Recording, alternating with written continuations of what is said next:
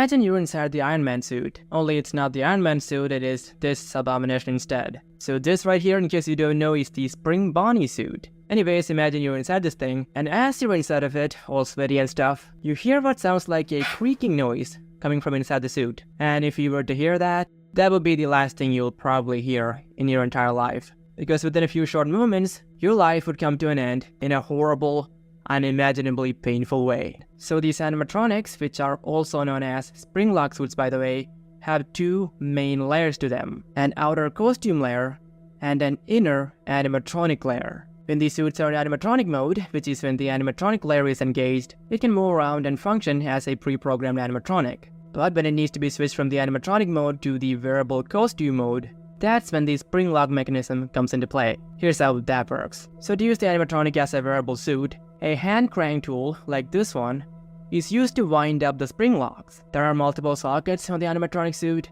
each of which needs to be wound up individually. And also, spring locks are basically coil springs that hold the mechanical animatronic parts to the side of the suit.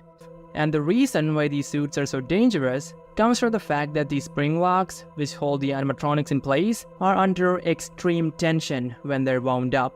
And if these spring locks were to break loose when someone is inside the suit, each of the springs would rapidly decompress due to the extreme tension on them, which in turn would force all the metal animatronics attached to these springs back into their original position when the suit is in its animatronic form. And the problem is that this can happen even when a human is inside of the suit. That is the amount of tension placed on these spring locks. And if a spring lock failure happens with someone inside, the following is what would essentially happen. So the skull of whoever is wearing the suit would be crushed. Not instantly, because the skull would hold off the springs for a short bit, giving you just enough time to realize what is about to happen to you. And then your ribcage will collapse, with all the animatronic parts now occupying the space where all your vital organs used to be. Your throat will also be crushed, destroying your vocal cords, and rendering you unable to even scream, as you are being turned into human bone sauce, essentially. Suffice to say, it is one terrible way to go. And one of the more famous individuals who lost their lives in this manner would be William Afton,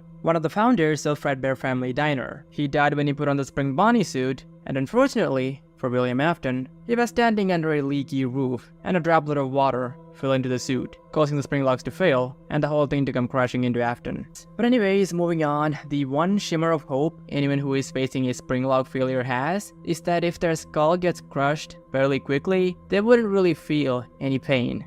So the best case scenario of getting caught in a spring lock failure would be your head getting crushed before the rest of your body. So the main reason why a spring lock failure can happen is moisture, and it doesn't even take that much moisture to accomplish a spring lock failure. Apparently some sweat would do the trick. So if someone is wearing this suit and the AC just turns off for some reason and they start sweating, they should probably start recording their will, because it's not so easy to take these suits off.